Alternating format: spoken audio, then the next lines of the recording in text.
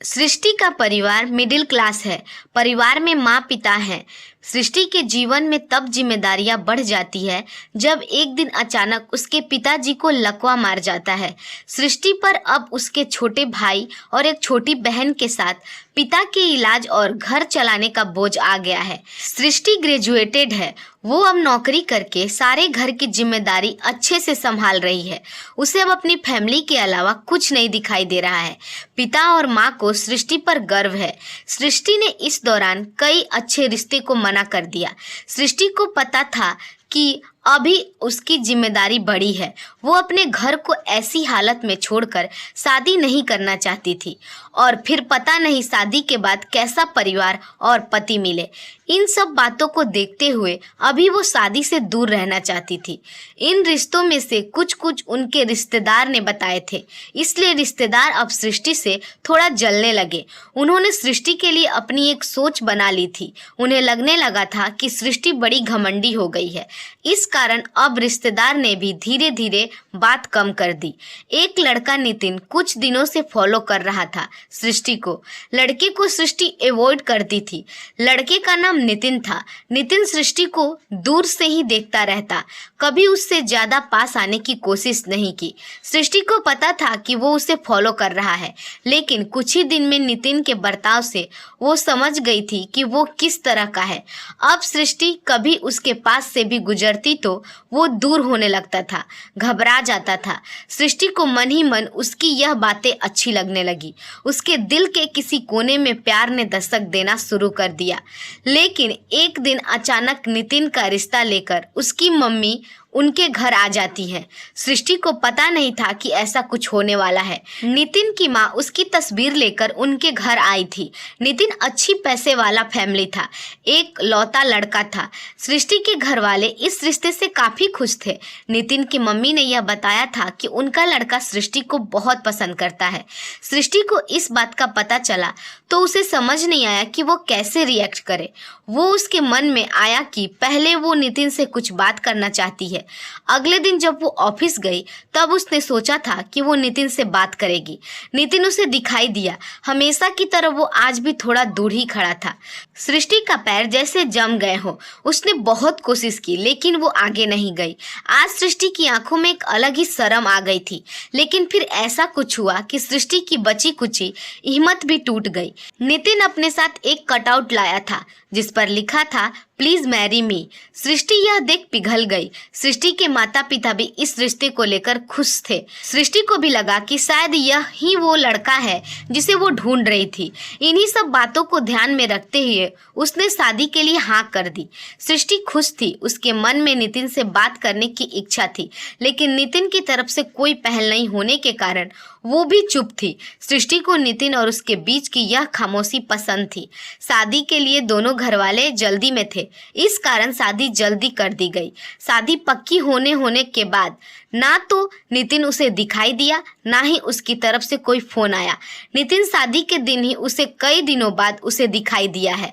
काफी दिनों बाद सृष्टि ने नितिन को देखा था। सृष्टि के चेहरे पर एक अलग ही चमक थी। वहीं दूसरी ओर नितिन बहुत नर्वस लग रहा था।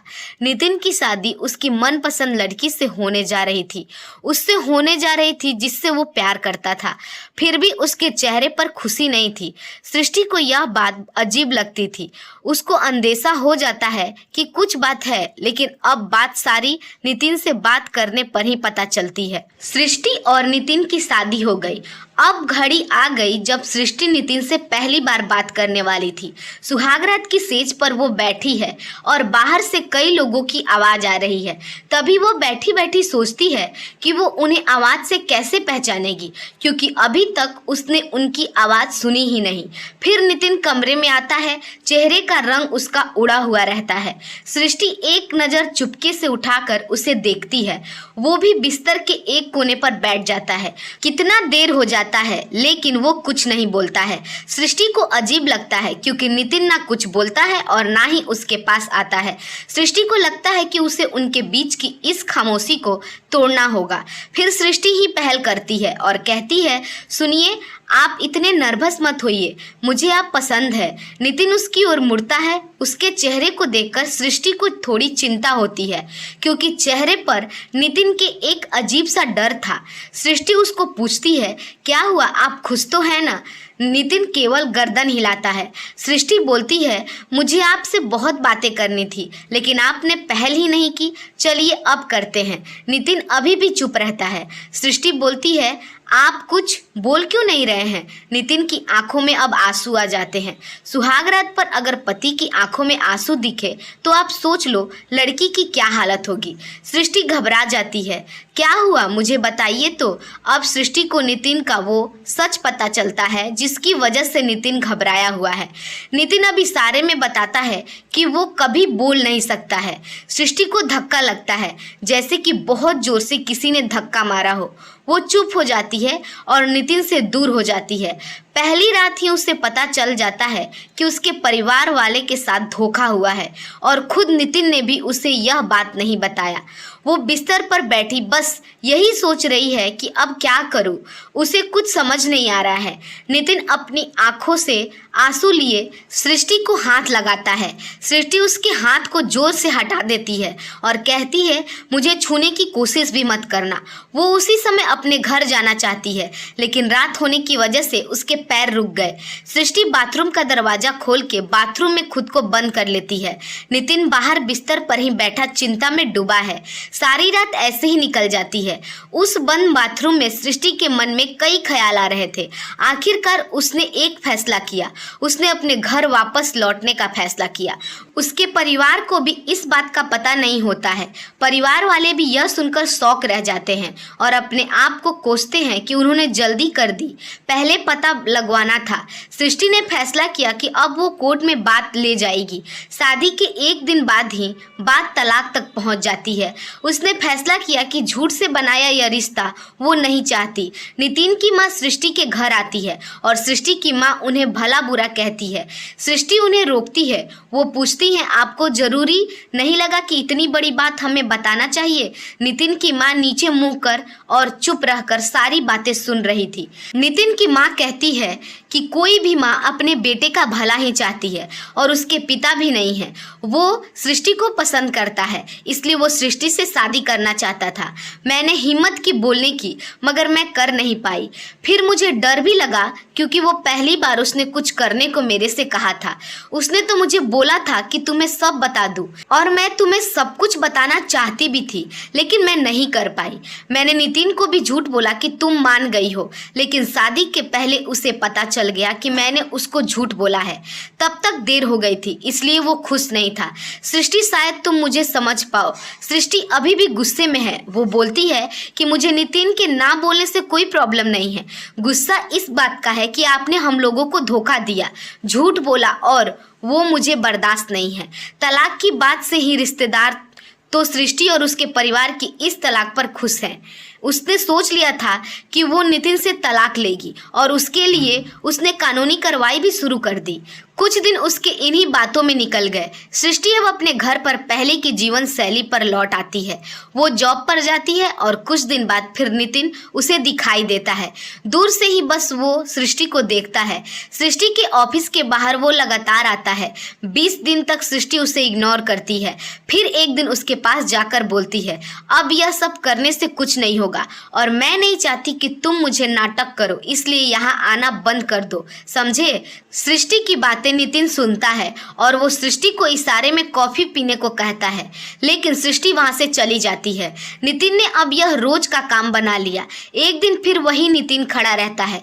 सृष्टि उसके पास जाकर कहती है, क्या चाहते हो? अब तुम मेरी जिंदगी खराब तो तुमने कर ही दी। नितिन फिर कॉफी का इशारा करता है। सृष्टि कहती है, कॉफी पीकर मेरा पीछा छोड़ दोगे? नितिन गर्दन हाँ में हिलाता है। वो दोनों पास के ही एक रेस्टोरेंट में टेबल पर दोनों आमने सामने बैठे हैं। नितिन अपने फोन में कुछ मैसेज टाइप करता है। सृष्टि उसे देख भी नहीं रही है। सृष्टि के फोन में मैसेज आता है। नितिन का लिखा होता है, sorry but I really love you so much. कोई भी बोलने वाला तुम्हें मुझसे ज़्यादा प्यार नहीं कर सकता, और बात तो झूठी भी कोई कह सकता है, लेकिन आंखें हमेशा सच बोलती है। एक बार मेरी आंखों में देख लो, फिर तुम्हें जो सही लगे वो करना। सारा मैसेज पढ़ते ही सृष्टि का सारा गुस्सा चला गया। वो धीरे से अपनी आंखें उठाकर नितिन की आंखों में देखती है और उसकी आंखों से आंसू निकल आते हैं।